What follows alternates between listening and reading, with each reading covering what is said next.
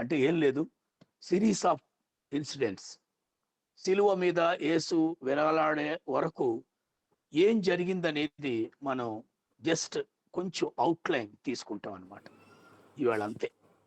ఎందుకంటే మన తర్వాత తరానికి ఇవి తెలియాలి. మనకు తెలుసు ఇవన్నీ, కానీ మన తర్వాత తరానికి తెలియాలిగా. వాళ్ళకి చెప్పాలి, ఈ విషయాలు చెప్పాలి.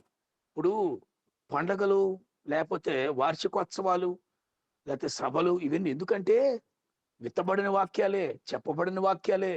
ఆ సంఘటనలు అన్నీ మళ్ళీ ఎందుకు చెప్తున్నారు అంటే ఇప్పుడున్న జనరేషన్గా తెలియాలి. ఈ మన కుమారులకు తెలియాలి, మనవాళ్ళకి తెలియాలి, ముని మనవాళ్ళకి తెలియాలి. వీళ్ళకి చాలా ఇంపార్టెంట్ విషయం అన్నమాట. ఇది తెలియకపోతే కొన్నాళ్ళకి జనరేషన్ నశించిపోద్ది. కనుక పండగ ఏదైనా సరే మనకి దేవుడు అనుమతించాడు అంటే అది ఆనవాయితీగా, ఆచారంగా, మూఢనమ్మకంగా చేసుకుంటే దానివల్ల ఉపయోగం లేదు. రెండోది, అది దండగ. కానీ పండగలో జరుగుతున్న ప్రాశస్త్యం, ఇప్పుడు క్రిస్మస్ ఉంది. క్రిస్మస్ ఏంటి, ఎందుకు అనేది ఇప్పుడు మన వాళ్ళకి తెలియదుగా, లేదంటే వాళ్ళకి ఇంకా లోతుగా తెలియదుగా. ఏంటి క్రిస్మస్ అనగానే ఇంత ఆనందం, ఇంత సంతోషం, ఏం జరుగుతుందనేది పిల్లలు లేత మనసుల్లో వాళ్ళకి నాటుకుపోతాయి అన్నమాట. వాళ్ళకి ఈ ప్రాశస్త్యాన్ని మనం అందించినప్పుడు సరిగ్గా వాళ్ళ హృదయాల్లో నాటుకుంటుంది. అలాగే గుడ్ ఫ్రైడే ఏంటి, ఉపవాసాలు ఏంటి, ఈ లెంట్ డేస్ ఏంటి, ఎందుకు మా నాన్న మా అమ్మ రోజు ఇలా ప్రార్థన కూడుకుంటున్నారు, యేసు ప్రభు శిలువను తలుచుకొని ఏడుస్తున్నారు, ఏం జరిగిందనేది లేత మనసులకు తెలియాలి ప్రియులారా. లేకపోతే కొన్నాళ్ళకి జనరేషన్ మనం పోగొట్టుకుంటాం. ఒక మాట చెప్తాను. యోనా తెలుసు కదా మీకు, యోనా కథ. యోనా కథలో ఒక పట్టణాన్ని యోనా ద్వారా దేవుడు కాపాడాడు. ఆ పట్టణం పేరు నినివే. ఆ నినివే పట్టణం దాదాపుగా 40 రోజులు ప్రయాణం చేసేంత పట్టణం. అది చాలా పెద్దది, కుడి ఎడమలైన ప్రజలు అనమాట. దానికోసం ఒక్క ప్రవక్తను పంపించాడు. సరే, ఆయన ముందు అటు వెళ్ళి ఇటు వచ్చాడు అనుకోండి, అది వేరే విషయం. మొత్తానికి 40 రోజుల ప్రయాణం అవ్వకుండా 3 రోజుల్లోనే ఆ సువార్త ఒకరికొకరు అందుకొని మొత్తానికి అందరూ ఒక నిర్ణయానికి వచ్చి, ఒక నాయకుడు, రాజు ఒక నిర్ణయం తీసుకొని అందరూ తల వంచి గోనెపట్టాలు కట్టుకొని ఉపవాసం ఉండి ఏడ్చి దేవుణ్ణి ప్రాధేయపడితే నిజంగా ఆయన పశ్చాత్తాపడి, అంటే ఆయన బాధపడి వీళ్ళని చూసి కరిగిపోయి కనికరించి వాళ్ళకి ఈ శిక్ష నుంచి విడుదల చేశాడు అనమాట. చాలా మంచిది కదా, అద్భుతమైన స్టోరీ అది. ఒక విచారకరమైన విషయం ఏంటంటే పిల్లరా, నినివే పట్టణం ఆ భయంకరమైన దేవుని ఉగ్రత పాత్ర, ఆ అగ్ని గంధకాలు కురవక దానికి తప్పించుకున్నారుగా వీళ్ళు, తప్పించుకున్నారుగా. ఆ దేవుడు క్షమించేశాడు కదా, ఆ కీడు చేయలేదు కదా. ఎక్సలెంట్ అనుకున్నావా? 70 సంవత్సరాల తర్వాత సేమ్ మళ్ళీ ఆ పట్టణం మళ్ళా దేవుని ఉగ్రతకు గురైపోయి ఆ పట్టణం కాలిపోయింది. ఎందుకంటే 70 ఏళ్ల క్రితం వాళ్ళు పొందినటువంటి ఆ విడుదల, ఆ ఇంటెన్షన్, ఆ విలువ తర్వాత తరానికి అంత విలువగా అందించలేకపోయారు. గళ్ళం గట్టెక్కేసిందిలే నాయన, దాటిపోయింది లేక అని మళ్ళీ వాళ్ళు విచ్చలవిడైపోయారు. మళ్ళీ వాళ్ళు భక్తిహీనులు అయిపోయారు. ఇక పిల్లలకి బోధ చేయలేదాడు. తర్వాత పుట్టిన తరాలకి ఆ రోజున జరిగినటువంటి ఆ గోని పట్టాలు బూడిద తెలియదు. అందుకని పిల్లలు పాడైపోయారు. మళ్ళా పాపం పెరిగిపోయింది, దేవుని కోపం రగులుకుంది, నిన్ను కాల్చవతలు పడేశారు. చూసారా? అందుకోసమే మనం పండగలను, ఆ ప్రాశస్త్యాలను, ఏం జరిగిందనేది మన పిల్లలు వింటుండగా వాటిని మనం ధ్యానం చేయాలి. వాళ్ళు వింటారు, వాళ్ళ పిల్లలు గనక సంఘటనలు వాళ్ళకి తెలుస్తాయి. మనం పెద్దాళ్ళం గనక ఆ సంఘటన వెనుకున్న సందేశం మనకు లోపలికి వెళ్తుంది. సంఘటనలు వాడికెళ్తాయి లోపలికి, దాని వెనుకున్న సందేశం మనకెళ్తుంది. కనుక ఆ రకంగా మనం దీన్ని కొనసాగిద్దాం. మంచిది ప్రియులారా. ప్రియులారా, ఈ యేసు ప్రభు 3 ముంగుర్తులు పెట్టాడు. ఈ శిలువ మరణం, పాప విమోచనకి 3 ముంగుర్తులు పెట్టాడు. మొదటి గుర్తు ఏంటంటే ఆయనే నోరు తెరిచి చెప్పాడు. ఏమని? ఇప్పుడు మనం యెరూషలేముకి వెళ్తున్నాం, అక్కడ యెరూషలేములో మనుష్య కుమారుడు మనుషుల చేతికి అప్పగించబడబోతున్నాడు. వారు ఆయన కొరడాలతో కొట్టి ఆయన సిలువేసి చంపేస్తారు. 3 రోజుల తర్వాత మళ్ళా ఆయన తిరిగి పునరుద్ధానుడై తిరిగి లేస్తాడు అని చెప్పాడు. ఆయన చెప్తున్నప్పుడు కొంతసేపు అర్థం కాలేదు, కానీ తర్వాత అర్థమైంది. ఆ గుర్తు ఆయన చూపించాడు అనమాట. నోరు తెరిచి చెప్పాడు ఇలా జరుగుద్దని, ఇలాంటి ఒక క్రూసిఫిక్షన్ అనేది ఒకటి జరుగుద్దని చెప్పాడు నాకు. అక్కడ విచిత్రం ఏంటంటే, అప్పుడు దాకా ఈ 5 రొట్టెలు 2 చేపలలో ఉన్నటువంటి తండాల జనాలు, ఈ గుడ్డివాళ్ళు కాళ్ళు రావటం, కుంటోళ్ళు కాళ్ళు రావటం, ఈ స్వస్థతలు, ఈ విడుదలలో, వీటిల్లో ఉన్నటువంటి ఈ జనాలు ఉంటారే, ఈ విపరీతమైన జన సమూహం ఉంటుంది. ఈ పెద్ద మెగా చర్చిలు, లేకపోతే పెద్ద షాపింగ్ మాల్స్ లాంటి షెడ్లు, ఈ విపరీతమైన జన సందోహం ఉంది చూసారా. ఎప్పుడైతే ఇప్పుడు మనిషి కుమారుడు చనిపోబోతున్నాడు అని సిలువు టాపిక్ ఎప్పుడైతే ఎత్తాడో, మొత్తం వాళ్ళు వెనక్కి తీసి వెళ్ళిపోయారండి. జనమంతా వెళ్ళిపోయారు. 70 మంది శిష్యులు కూడా నెమ్మదిగా జారిపోయారు. 12 మందే మిగిలారు. అది ఒక గుర్తుగా చూపించాడు. చాలా మంది ఈ రోజుల్లో కనబడుతుంది, యేసు ప్రభు శ్రమ అంటే పారిపోయే పరిస్థితులు ఉన్నాము. అన్ని కలిసి వస్తేనే క్రైస్తవ్యం అన్నమాట. మనం అనుకున్నది జరిగితేనే ఆయన దేవుడు, మనం ప్రజలు కదా. ఇది చాలా చౌకబారు భక్తి అని మరొకసారి మనం తెలుసుకుంటున్నాం. అలాగే ప్రియులారా, రెండవ గుర్తు, యెరూషలేములోకి ఎంటర్ అయ్యే సమయానికి ఆ మట్టలు పట్టుకొని ఆయనకు జేజేలు కొట్టారు, దావీదు కుమారునికి జయము అని. ఇది రెండవ గుర్తుగా ఉంది. అక్కడ ఆయన మాట చెప్పాడు, ఒక కట్టబడిన గాడిద పిల్ల కనపడద్ది, మీరు వెళ్ళి అది కట్లు విప్పి దాన్ని తోలుకురండి అన్నాడు. ఈ విమోచన కార్యం గురించి ఆయన రెండవ గుర్తుగా పెట్టాడు. మూడవ గుర్తు, ఒక స్త్రీ, ఆమె బహుశా బేతనీలో ఉన్నటువంటి మరియా అయి ఉండొచ్చు అని పండితులు అంటున్నారు. ఆమె తన కష్టార్జితాన్ని దాచుకొని మిక్కిలి విలువైనటువంటి అత్తరు బుడ్డి ఒకటి తీసుకొని వచ్చి దాన్ని పూర్తిగా పగలగొట్టి యేసుప్రభు యొక్క పాదాల మీద కొమ్మరించి తల వెంట్రుకలతో తుడిచి ఆ పాదాలు ముద్దు పెట్టుకొని ఆయన ఆరాధించింది. సరే, అక్కడ చాలా డిస్కషన్ జరిగాయి. యేసుప్రభు ఏమన్నా అంటే, ఆమె నా భూస్థాప నిమిత్తం ముందుగానే ఈ అత్తరుతో నా శరీరాన్ని అభిషేకించింది అని చెప్పాడు. అప్పుడు భూస్థాపన ఏంటి భూస్థాపన అనుకుంటున్నారు వీళ్ళు, ఎందుకంటే అప్పటికి ఏం జరగలేదు కదా. ఈ 3 గుర్తులు మనం చూస్తున్నాం అన్నమాట. అవి చెప్పిన తర్వాత మరి ప్రభు బల్ల సిద్ధపరచమని చెప్పాడు. మనందరం కలిసి భోజనం చేయాలని ఒక మేడ గదిలో భోజనం ఏర్పాటు చేశారు. ప్రియులారా, అక్కడ ఏం తిన్నారు, ఏం పెట్టాడు అది కాదు ముఖ్యం, ఎందుకు పిలిచాడు అది ముఖ్యం. Food is not important, fellowship is more important. అందువల్ల మరి అక్కడ ఏం తిన్నారనేది మనకి ఎక్కువగా ఎక్కడ చెప్పబడలేదు, కానీ ఆయన ఏం చెప్పాడో రాయబడింది. చాలా క్లియర్గా చెప్పాడు. ఆయన శిష్యులకి చివరి మాటలుగా చెప్పాడు, ప్రేమ గురించి మాట్లాడాడు. మీరు ప్రేమ కలిగి ఉండాలని చెప్పాడు. మీరు ఒకరి పాదాలు ఒకరు కడగాల్సిందే అని చెప్పాడు. మీరు పరిచారకులుగా ఉండాలి తప్ప మీరు అధిపతులుగా ఉండొద్దని, ఇలా చాలా విషయాలు ఆయన చెప్పి, ఈ రొట్టె ద్రాక్ష రసాన్ని నేను ఇవాళ ఇస్తున్నాను కదా, ఇది మీరు కూడా ప్రతి సమయంలో ఆచరించండి అని చెప్పాడు. ఈ భూమి మీద దేవునితో లింక్ అయి ఉన్న, పదార్థపు లింక్ అయిన ఒకే ఒక్క విధి ఇది ఒకటే, రొట్టె ద్రాక్ష రసం. ఇంకేది పదార్థాలతో మిళితమైన లేదు. ఏ దీపం లేదు, ఏ ధూపం లేదు, ఏ వ్రతం లేదు, ఏ నోములు లేవు, ఆఖరికి వచ్చిన క్యాండిల్ కూడా లేదు. ఏది కూడా దేవునికి మనకి మధ్యలో ఏ వస్తువు కానీ ఏ పదార్థం కానీ ఏది లేదు. ఇది ఒక్కటే. ఏదైనా పదార్థంతో దేవుని యొక్క ఆజ్ఞ ముడిపెట్టుకొని ఉందంటే అది కేవలం రొట్టె ద్రాక్ష రసం మాత్రమే. ఆ మేడ గదిలో అది ఆయన జరిగించి, ఇక ఆయన రండి మనందరం గెత్సెమనే వనానికి వెళ్దాం. ఆయన ఎక్కువగా ప్రార్థనకి ఒలీవల కొండకి వెళ్ళేవాడు ఆయన, కానీ ఆ రోజు గెత్సెమనే వనానికి వెళ్ళాడు. ఎందుకంటే ఆయన ఒలీవల కొండకి వెళ్ళిందేమో ఏకాంతంగా డిస్టర్బెన్స్ లేకుండా ప్రార్థన చేసుకోవటానికి. ఇవాళ గెత్సెమనే వనంలో ప్రార్థన చేయడానికి కారణం ఏంటంటే, ఆయన సైనికులు తొందరగా వచ్చి ఆయన పట్టుకోవడం కోసం అనుకూలమైన స్థలానికి వెళ్ళాడు అన్నమాట. సరే, అక్కడ చాలా వేదన పడ్డాడు. యేసు శిష్యుల్ని కూడా ప్రార్థన చేయమని కోరాడు. పాపం వీళ్ళు నిద్ర వచ్చేసి తినేసరిగా, మంచి భోజనం చేశారుగా, భోజనం అయిన తర్వాత మనం అదుపులో ఉండలేం కదా, శరీరం సహకరించలేదు.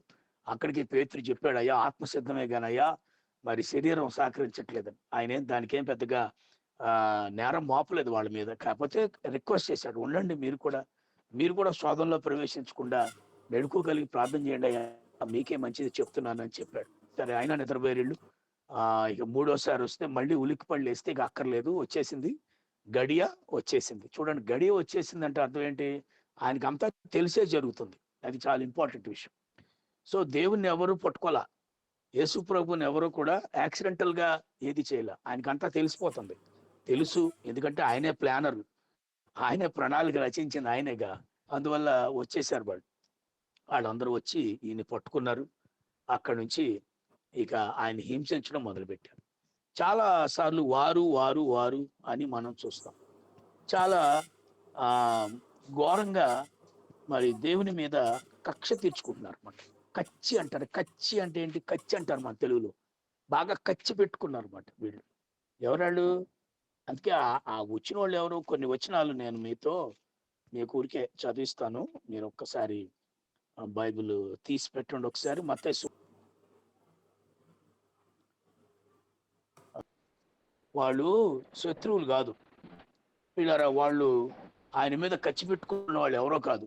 వాళ్ళందరూ ప్రధాన యాజకులు, శాస్త్రులు, పరిసయ్యులు, పెద్దలు. అంటే అందరూ యూదులే, ఆయన సొంతోళ్ళు. ఆయన ఎవరి కోసం వచ్చాడో వాళ్ళే ఈయన మీద కచ్చి పెట్టుకున్నాడు అన్నమాట. వీళ్ళరా, నేను ఒక మాట చెప్పుకుంటూ పోతా. ఏంటి ఇంతకీ ఆయన ఎందుకు అంత ఖర్చు పెట్టుకున్నారు అని అంటే, దేవుని బిడ్డలారా, భక్తికి భక్తిహీనతకి మధ్యలో జరిగినటువంటి యుద్ధం అన్నమాట. జాగ్రత్త వినండి, మళ్ళీ చెప్తున్నాను ప్రియులారా. భక్తికి భక్తిహీనతకి, భక్తుడికి లేదా దేవుని బిడ్డకి భక్తిహీనునికి మధ్యలో జరిగిన వైరం. సహోదరులారా, ఇది చాలా ఘోరం. ఇదే జరుగుద్ది ఎప్పటికైనా. ఇప్పుడు కూడా క్రైస్తవ సంఘానికి శత్రువులు ఎవరు శత్రువులు? బీజేపీ వారి శత్రువులా? కాదు. ఆర్ఎస్ఎస్ వాడి శత్రువులా? కాదు. కాదు కాదు బజరంగ దళ్ వాళ్ళు కాదు. ముస్లిం సహోదరులు కాదు. మన ఇంటి పక్క వాళ్ళు కాదు. ఎదురింటి వాళ్ళు కాదు. పూజారులు కాదు. మౌజన్లు కాదు. ఎవరు వాళ్ళందరూ? ఎవరు ఇప్పుడు చెప్పిన వాళ్ళందరూ ఈ యేసు ప్రభు పలికిన మొదటి మాటకు సంబంధించిన వాడు. తండ్రి వీరు ఏమి చేయుచున్నారో వీరు ఎరుగారు కనుక వీరిని క్షమించమనే కోవలోకి వస్తారు ఇప్పుడు నేను చెప్పిన వాళ్ళంతా. కనుక వాళ్ళు శత్రువులు కాదు, వాళ్ళు క్షమించడానికి అర్హులు. వాళ్ళకి తెలియట్లా, వాళ్ళు ఏం చేస్తున్నారో వాళ్ళకి తెలియని వాళ్ళంతా. వాళ్ళు కాదు. క్రైస్తవ్యానికి శత్రువులు ఎవరో చెప్పమంటారా?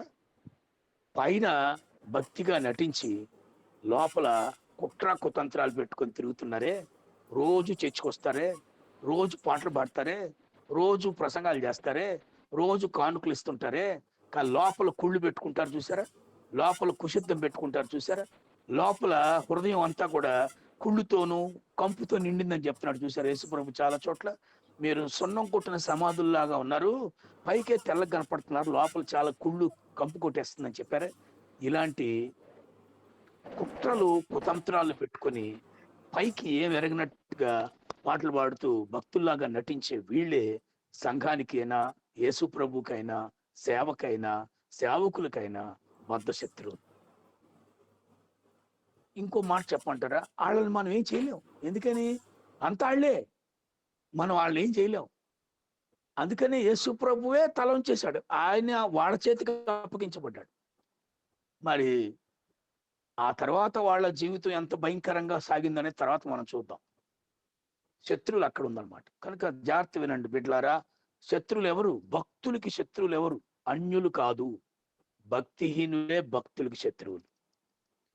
దేవుని బిడ్డలారా, ఇది చాలా ఇంపార్టెంట్ మాట, మనం జాగ్రత్తగా ఉండాలి. ఒక హిందూ మతస్థుడు యేసుప్రభుకు శత్రువు కాదు కాదు కాదు కాదు కాదు అసలు. ఒక ముస్లిం శత్రువు కాదు. ఎవరు ప్రధానమైన శత్రువు? తెల్ల పట్లు వేసుకొని హల్లెలూయా చెప్తూ ప్రార్థనలు చేసుకుంటూనే లోపల కుట్ర కుతంత్రాలు పెట్టుకున్న వ్యక్తులే సమస్తమైనటువంటి పరిచర్యకి చెడపురుగులు అంటాడు అన్నమాట. ఇప్పుడు వాళ్ళే యేసు ప్రభు మీద కచ్చి పెట్టుకున్నారు. వాళ్ళే ఆయన ఈడ్చుకొని పోతున్నారు, చెంపల మీద కొడుతున్నారు, గడ్డం పీకుతున్నారు, పైనుంచి తోసేస్తున్నారు, తూ అని ఉమ్మేసేస్తున్నారు. ఎంత కచ్చిందో చూసారు లోపల.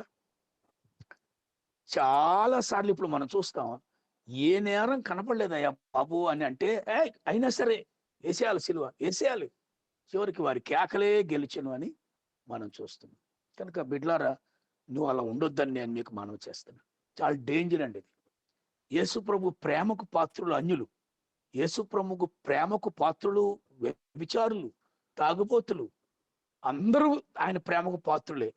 కానీ వేషధారులు యేసు ప్రభు యొక్క కోపానికి, ఉగ్రతకు పాత్రులు అన్నమాట. ఇది చాలా డేంజర్. ఇలాంటి స్థితిలో ఉండకూడదని నేను మరొకసారి మీకు మనవి చేస్తున్నా. ప్రియులారా, లోపల బయట ఒకే రకంగా ఉండాలి. తప్పు అయితే తప్పు, ఒప్పు అయితే ఒప్పు. అంతేగాని లోపల వేరే మాటలు మాట్లాడుకుంటూ పైకి మాత్రం చాలా భక్తుల్లాగా నటించటం అనేది దేవునికి చాలా మంట పుట్టే విషయం అన్నమాట. ఇది చాలా చిరాకు తెప్పిస్తుంది దానికి. తర్వాత రేపొద్దున భక్తిహీనులకే ఉంటుంది. ఇది గుర్తుపెట్టుకోవాలని మీకు మనం చేస్తున్నాం. కనుక ప్రియులారా, భక్తిహీనులు అందరూ కలిసి భక్తి గల యేసు ప్రభుని ఘోరంగా శిక్షించారు, శిక్షకు అప్పగించారు. అంతే తప్ప ఇంకా అన్యులు ఎవరు ఆయన్ని శిక్షించలా, అన్యులు ఎవరు ఆయన్ని బాధ పెట్టలే. కనుక ఇలాంటి స్థితిలో మనం ఉండకుండా సాగిపోవాలి. మంచిది ప్రియులారా. ఆ తర్వాత ఆయన్ని యూదా ఇస్కరియోతును అడ్డం పెట్టుకొని వాళ్ళందరూ వచ్చి ఆయన పట్టుకున్నారు. ఆయన్ని పట్టుకొని అక్కడి నుంచి తీసుకొని వెళ్ళారు. దేవుని బిడ్డలారా, 6 తీర్పులు యేసు రాత్రిలో, దాదాపుగా రాత్రి 9 నుంచి తెల్లారి 9 వరకు, 6 వరకు 6 సార్లు ఆయన తీర్పు తీర్చారు పిల్లల. కానీ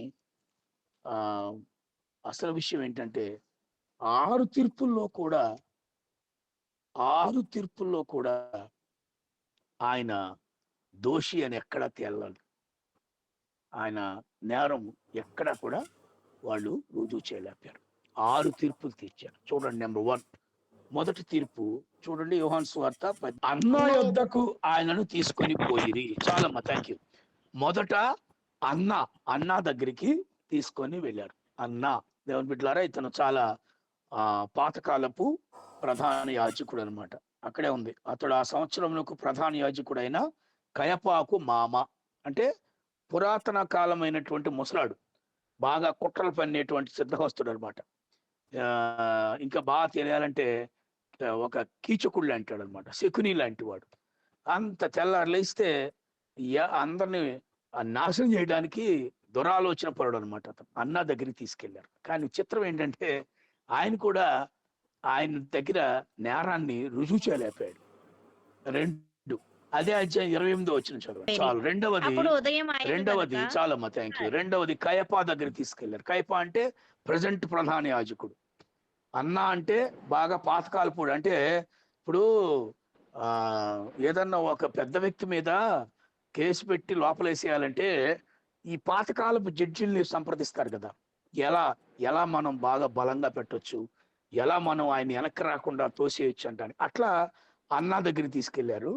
అన్న ఏదో సలహాలు ఇచ్చాడు కానీ వాడేం చెప్పలేకపోయాడు. ఓ తీర్పు అయిపోయింది. రెండో తీర్పు 6 సంవత్సరం ప్రధాన యాజకుడు కయపా దగ్గరికి తీసుకెళ్లారు.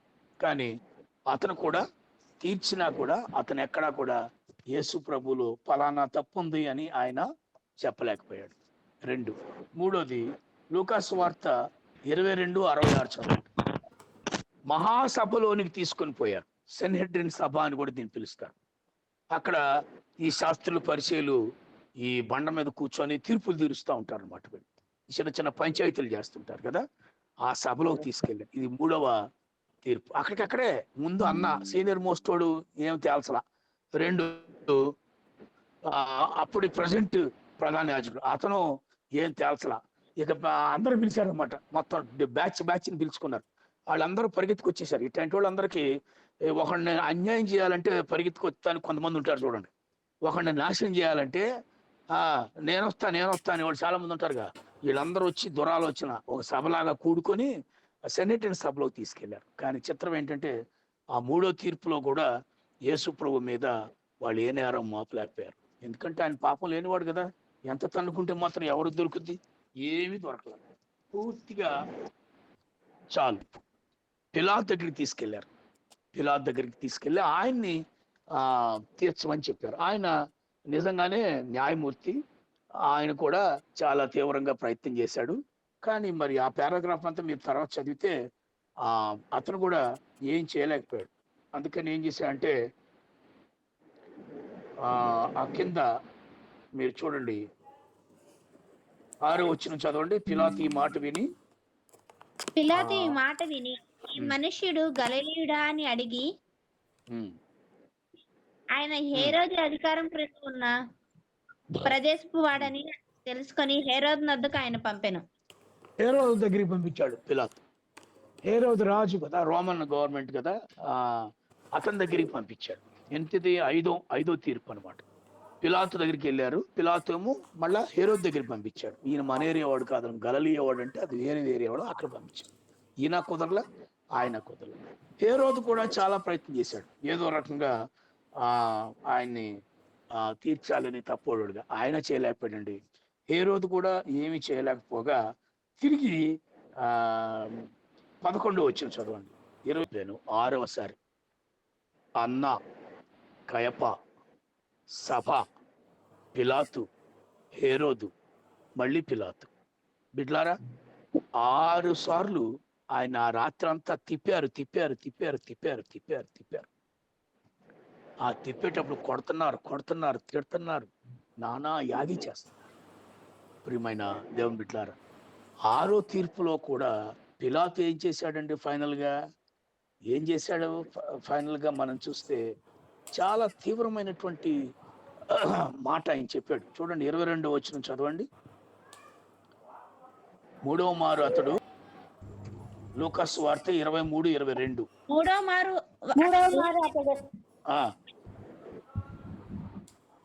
చేశాను, ఇతని యందు మరణమునకు తగిన నేరం ఏమీ నాకు అగపడలేదు కనుక ఇతను ఏదన్నా శిక్షించి వదిలేద్దాం. 3 సార్లు, ఒకసారి దొరకలా, రెండోసారి దొరకలా. వీళ్ళు సిలువేసేయండి కేకలు పెట్టేస్తున్నారు, అరుపులు బాగా అరిసేసేస్తే ఆ అరుపుల్లో కొట్టుకుపోతుంది అంతా. ఈయన 3వసారి కూడా ఎందుకు అన్యాయంగా ఆయన సిలువేయమంటున్నారు? నాకేం ఆయన చేసిన తప్పు నాకేం కనపడతలేదే. చూడండి బిడ్డలారా, కనుక ఆ చివరి సమయంలో కూడా ఆయనలో ఏ తప్పు కనపడలేదు. బిడ్డలారా, 6 తీర్పుల్లో కూడా నీ యేసు ప్రభు ఎక్కడా కూడా నేరము మోపబడలేదు. ఆయన మీద 6 సార్లు ప్రయత్నించిన, 6 రకాలుగా ప్రయత్నించిన, 6 స్థలాల్లో ప్రయత్నించినా కూడా ఆయన మీద చిన్న తప్పు కూడా ఎవ్వరు చూపించలేకపోయారు. ఎందుకని ఆయన అన్నాడు కదా, నాలో పాపం ఉన్నదని మీలో ఎవరైనా నేరస్థాపన చేయగలరా అని. ఎవరు అనలేదు, ఎవరు ఆయనని పెట్టలేదు. కానీ కేకలు గెలిచినాయి అన్నమాట. అది మనం ఆ మాట చాలా విచిత్రమైనటువంటి మాట. అది చూడండి, ఏం గెలిచిందంట? న్యాయం గెలవలా, లేకపోతే ఆ గెలిచింది ఏంటంటే వారి కేకలే గెలిచాను. చూడండి దేవుని బిడ్డలారా, నేను మీకు చూపించలేకపోతున్నాను ఇప్పుడు. వారి కేకలే గెలిచాను. న్యాయం గెలవలా, ధర్మం గెలవలా, కేకలు గెలిచాయి. ఇవాళ రోజులు కూడా అంతే. అందరూ ఒక మాట అంటే అదే గెలుచుద్ది, అబద్ధమైన అదే ప్రాచుర్యంలో ఉంటుంది. కనుక అలాంటి వాటిలో మనం కలవకూడదు. సరే పిల్లరా, 6 తీర్పులు తీర్చినా కూడా యేసు ప్రభువులో దోషం లేదు. మరి ఎలా శిక్ష పడాలి ఇప్పుడు? ఏ కారణంతో శిక్షించబడ్డాడు? ఎవరు ఆయనకి తీర్పు తీర్చారు? ఆయన తీర్పు యెషయా గ్రంథం 53వ అధ్యాయం 6వ వచనంలో మనం చూస్తాం. అన్నా తీర్పులో తేలలేదు, కయపా తీర్పులో తేలలేదు, పిలాతు తీర్పులో తేలలేదు, సభలో తేలలేదు, హేరోదు తేల్చలేదు, మళ్ళీ పిలాతు తేల్చలేదు. యెహోవా తీర్పు ఇది. దేవుని బిడ్డలారా, ఇది యెహోవా తీర్పు. ఇది మనుషుల తీర్పు కాదు. ఇది న్యాయమూర్తులు తీర్చిన తీర్పు కాదు. యెహోవా తీర్పు. పిల్లరా, ఆయనే తన తీర్పు తాను తీర్చుకున్నాడు. ఇది ఎంత ట్రాన్స్పరెన్సీగా ఉందో చూడండి. యేసుప్రభుని సిలువేశారు, చంపేశారు. ఎవడు తప్పు తేల్చాడని చంపారు? ఎవరు తేల్చలా. యెహోవా ఈ తీర్పు తీర్చాడు. ఏ తీర్పు తీర్చాడు?